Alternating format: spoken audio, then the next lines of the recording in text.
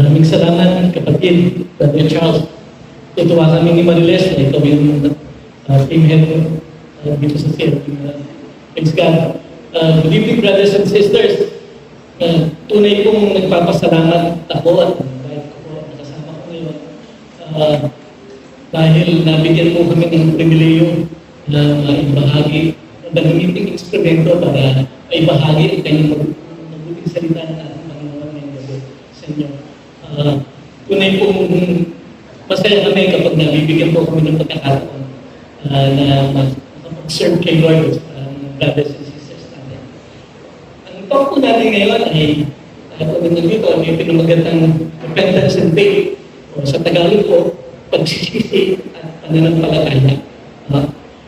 In Mark chapter 1, verse 15, and I quote, at sinasabi, naganap na ang panahon at malapit na ang kaharian ng Diyos.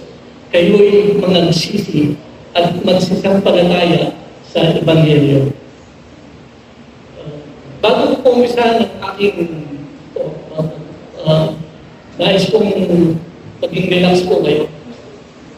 Alam ko kung aking pagod kayo ngayong gabi nito, dahil sa trabaho, at possible na may mga concerns and challenges tayo minaharap.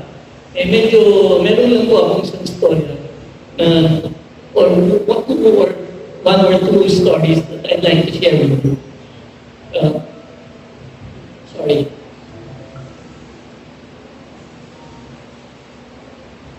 Sabi po ng telepono ng message ko, take your medicine. Okay. Ito po sorry. Itong story ito tungkol po sa pagsubok sa pananampalataya. It's about isang pangin daw po na nasa kumbento, meron pumatok sa pinto ng kumbento. At nakita niya yung lalaki, duguan, may dalang palakon. Sabi ko, bakit ganyan ang itsura mo, duguan ka, meron kang hawak na palakon. Sabi ng lalaki, kasi po, meron po akong nakaaway. No? Bakit nakaaway mo? Duguan ka? Pag ginawa mo? Kasi pinipilit niya na meron Diyos. Sinasabi ko, wala naman Diyos. Sobrang kulit po. Talagang pinipilit niya na meron Diyos. Sabi ko na sa kanya, wala Diyos. Sa sobrang kakulitan ko, sobrang nagilid ko nga kay ulo. Pinatay ko. Alam niya? Yung tinanong niya, yung father, naniniwala ka ba sa Diyos? So, ang sabi nung pare, dati, siyempre, diba, kahit siguro ako kapag nakita ko naman, may panahon at may pinatay na tao, tinanong sa akin yun, baka sabihin ko, chismis lang yan. So, kailangan talaga mga kapatid na ng pananampalataya ay maging matibay sa buhay natin. Ito po'y hindi nakukuha o na ginagawa natin. Ito po'y hindi sa ating Panginoon sa Kristo. Lord, give me faith. Lord, strengthen my faith. Bahin niyo po ang aking pananampalataya. Kaya po,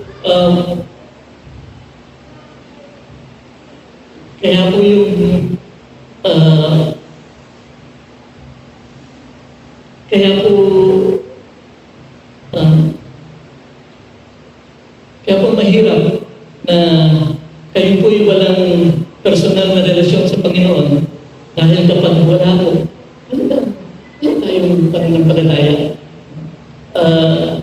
Talagang meron nga pong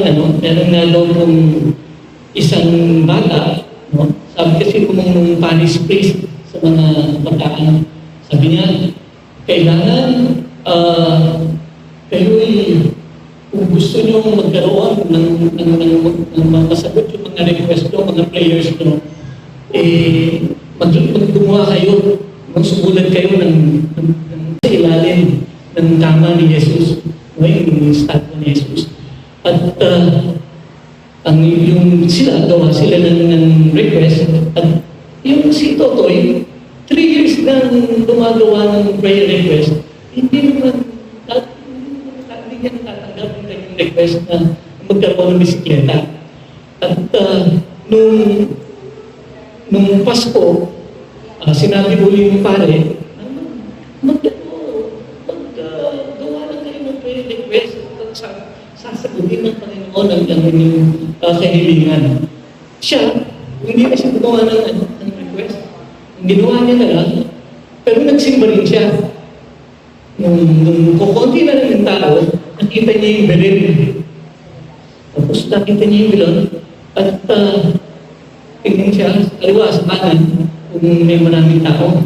Nung nakita niya medyo konti na, ang ginawa niya, kinuha niya yung santo ng Mama Mary, si Mama Mary, at nilagay niya sa backpack niya. At sabi niya, sumunod siya, Dear Jesus, kapag 3 taon na po ako humihingi sa iyo ng bisikleta, hindi niyo ako binibigyan. Kapag hindi man niyo ako binigyan ngayong taon na ito, hindi niyo na po makikita ang inyong ina. Bay, ina mo na. Pero, ano yun na? Ransom yun na. Kingdom for ransom. Okay. So, bakit ko po nakwento yung dalawang story na gano'n? Kailangan po kasi mga kapatid, hindi po tayo magsasawa sa kapag tayo po may nire-request sa ating Panginoon. No? Dahil in this perfect time, in this most perfect time, ipagkakaloob niya sa atin kung yung ating kahilingan sa Kanya. No? Ito po yung aking may bahay. Gusto kong pagtayuin yung aking wife na si Mariles. And we've been married for almost 34 years na. May hinaap sa mat, ikaw naman ang accountant. 35 years na. Ako po na pa na isang taon. Really, talaga pong so blessed po ako. Sobrang blessed po ako at napangasawa ko po. Napaka mapagmahal, supportive na wife. All these years, we've been through life's ups and downs, challenges. Pero nandiyan po palagi ang aking wife na si Mariles na nagmamahal at supportive. Mariles and I got married on October 8, 1988 doon po sa Alfonso's Delivery Parish in Magallanes Village, Makati. 30 years old po ako noon at si Mariles po was 29, almost 29. And wow, thank you Lord, Mariles and I have been married for almost 36 years now. Sabi ko kasi sa expanded outline, hindi makita daw yung baby picture ko. Pasensya na po, wala po ako nakita sa bawal ng baby picture ko. So, kaya po ito yung nakita ko. This picture was taken during my first communion. After high school po, I had to work to support my college education. Ika na ako yung working student. No? Nagtrabaho po ako sa 3 iba-ibang kumpanya bago po ako na-employ sa Philippine Long Distance Telephone Company sa PLDT po. I'm sorry. Ito po ko sa office ko noon sa Makati na to, sa PLDT Makati. At salamat sa Panginoon, ako'y nakapagtapos ng college habang ako'y nagtatrabaho doon. And after having worked for so many years in the said company, I decided to put up my own business. Okay. Sinarado ko na po itong aking maliit na negosyo. Ako po almost 60 years old na. At during that time, tapos na rin po yung mga anak namin. 4 po yung anak namin, 3 girls and 1 boy. Lahat po sila ay nakapagtapos na at may kanya-kanyang career po at mabubuting hanap buhay. Salamat sa Panginoon. Truly God is good. Ako po ay lumaki sa barangay San Perpetuo sa San Juan. Actually, hindi ko po pwedeng sabihin na lumaki. Tumanda lang po. Kasi hindi talaga ako lumaki. Tumanda lang po. Ewan po, sinong nakakaalam yung barangay San Perpetuo sa San Juan? Correct. tama, malapit sa Domingo, elementary. Yung pong konting ulan lang, palagi ko sinasabi, baka dyan sa inyo, dito, oo, lampas tao. Sabi niyo, hindi naman lampas tao, tapos yung nagtatao, ang nag-late ko na. So, kaibigan ko.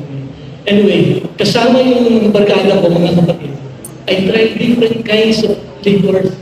No? Yung po, ng beer, ng usok-kumon, tanduay. Usok-kumon, gin bulak na tinatawag. Gin bulak.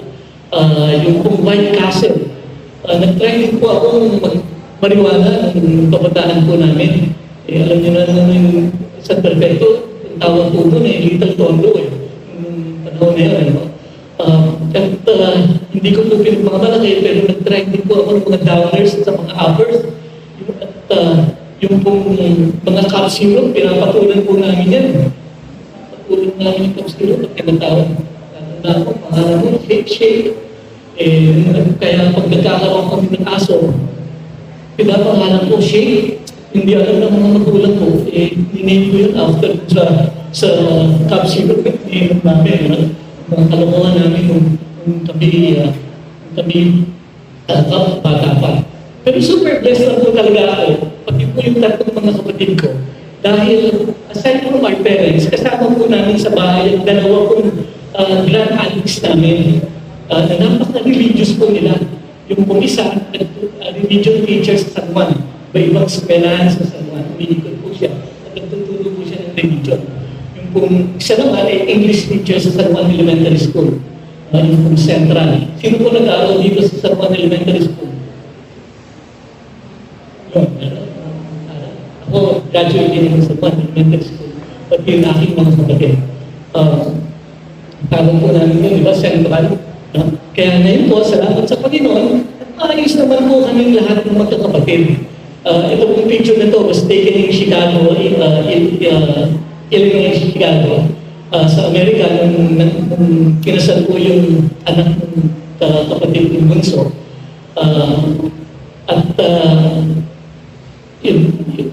Ewan ko po kung kilala niyo si Doc Lenz, isa po dito, active din po sa Papa Spring Rise. At based na rin po sa Amerika.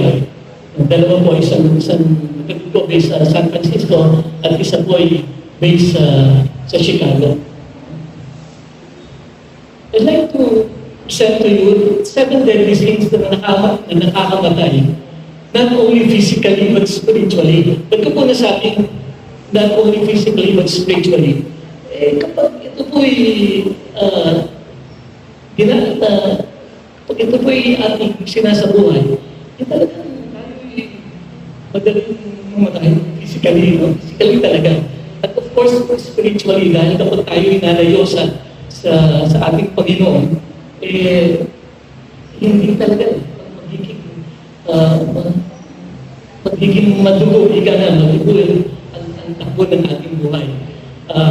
Number 1, pride. Ito po yung pagmamalaki, kayabangan, at pagpapahalaga ng gusto sa sarili. Sino po dito, kinaya na show of hands, sino po dito ang hindi mayabang? Taas lang po ang kamay. Good. Ibig sabihin, hindi po kayo mayabang. Kasi kapag nagtaas po kayo, yabang yun. Hindi kayo mayabang. Ako po, dati talagang hindi ko pa kilala ang Panginoon. Sobrang yabang ko. Ang feeling ko, ang height ko, mga 5'11", ganyan. 5'2" lang. Number 2, envy, inggit. Bakit daw po, para daw po maiwasan ang inggit sa ating katawan o inggit sa ating sarili? Kailangan daw po matuto tayong bilangin ang ating mga biyaya. Sa totoo lang po, kahit ano pang estado ng buhay niyo, kung nasan kayo ngayon, pag inisip niyo po, muni-muni kayo, ang dami niyo pong biyaya. Ngayon lang po, di ba? Sobrang biyaya po ito na tayo'y nandito, tayo'y buhay. Ika nga po, di ba? Sinasabi ni Father Ramos, every blessing is a blessing. At course, marami po tayong dapat pasalamatan. Ay ipasalamat sa Diyos ang ating pamilya,